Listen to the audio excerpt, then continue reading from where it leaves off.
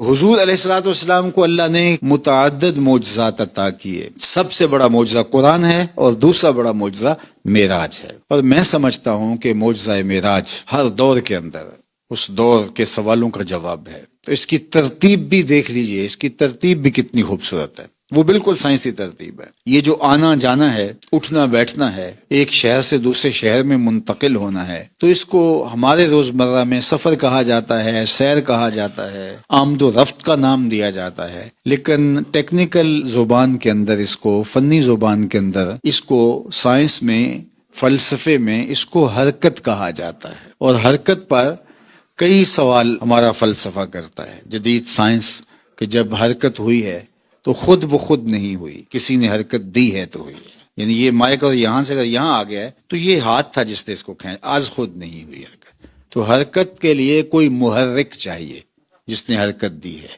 اور جس کو حرکت دی جا رہی ہے اس کو متحرک کہتے ہیں کہ اس نے حرکت کی ہے. محرک کون ہے، متحرک کون ہے، پھر حرکت کب ہوئی ہے، پھر حرکت کہاں سے ہوئی ہے، حرکت کہاں تک ہوئی ہے، وجہ حرکت کیا ہے، زمان حرکت کیا ہے.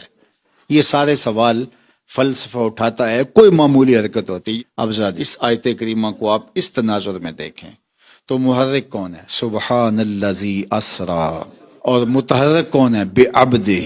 زمان حرکت کیا ہے، لیلن. مبدأ حرکت کیا ہے، من المسجد الحرام. منتہائی حرکت کیا ہے، الی المسجد الاقصی. وجہ حرکت کیا ہے، لنریہ من آیاتنا.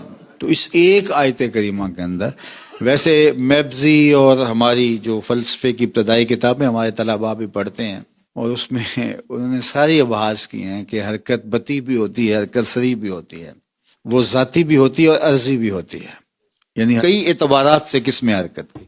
اس میں ایک قسم ہے حرکت ذاتیہ اور ایک حرکت عرضیہ. مثال کے طور پہ میں چل کے جہاں سے آیا ہوں یہاں تک آیا ہوں، یہ میری حرکت ذاتی تھی. لیکن میں آیا ہوں تو میرا کوٹ بھی میرے ساتھ آیا ہے، تو یہ تو چل کے نہیں آیا، لیکن جتنی رفتار سے میں اتنی رفتار سے ہی آیا. تو میری حرکت جو تھی وہ ذاتی تھی، اس کی حرکت عرضی تھی. اب معراج کا جو واقعہ ہے فلسفے کے اعتبار سے، سائنسی اعتبار سے، تو یہ حرکت بالذات تھی یا حرکت بالعرض تھی. اچھی طرح سمجھیں کہ اس کے کئی مراحل ہیں. یہ مجموعہ ہے حرکت عرضیہ کا اور حرکت ذاتی. مسجد حرام سے لے کے مسجد اقصی تک حضور تو براق پہ تھے، براق کی ذاتی حرکت تھی، حضور کی حرکت بالعرض تھی. حضور تو اپنی رفتار سے جا ہی نہیں رہے، حضور تو بیٹھے ہیں.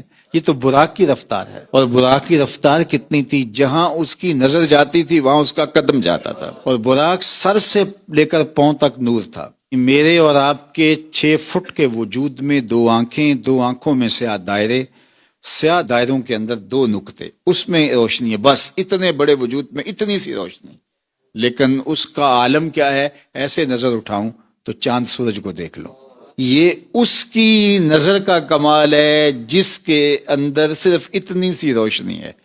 اور جو سر سے لے کر پاؤں تک نور تھا، اس کی نگاہوں کا عالم کیا ہوگا، وہ کہاں تک دیکھتا ہوگا. اور جہاں اس کی نظر جاتی تھی وہاں اس کا قدم جاتا تھا. یہ اس کی رفتار. یہ حضور کی ابھی ذاتی رفتار شروع نہیں ہوئی، یہ تو حضور کی رفتار بالعرض ہے.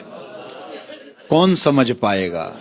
اب یہ حضور کی سیر بالعرض ہے، براق کے اوپر حضور سوار ہیں. ابھی تو اڑا ہوگا تو مسجد اقصی آ گئی ہوگی. اور میں ابھی ایک سفر پہ تھا تو جہاز لینڈ کیا ہے، ہمیں 20 منٹ پہلے بتا دیا تھا کہ آپ بیلٹ باندھ لیں، ہم اترنے لگے. آہستہ آہستہ آہستہ آہستہ اترے گا. ایک دم اگر اتاریں جہاز کو تو کرش ہو جائے گا، چونکہ رفتار اتنی تیز ہے.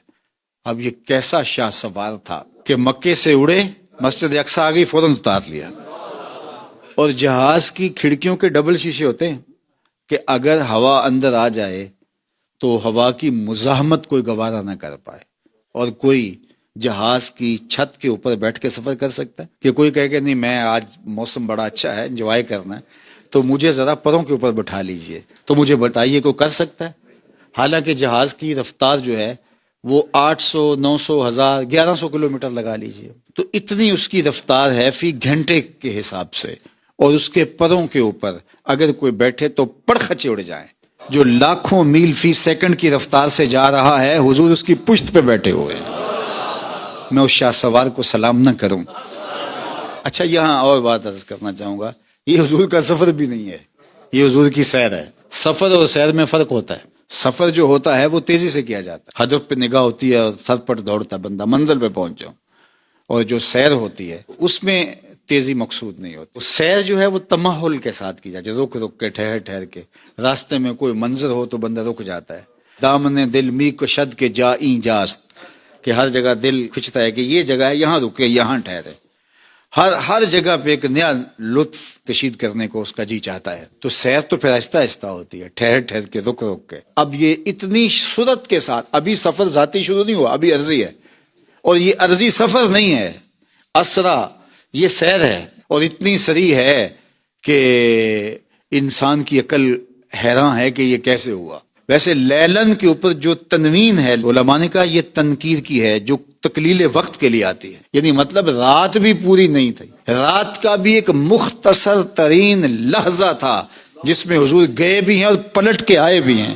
یہ سفر نہیں، یہ سیر ہے. اور یہ ابھی سیر عرضی ہے. اور مجھے بتاؤ جس کی سیر کا عالم یہ ہے، اس کے سفر کا عالم کیا ہوگا؟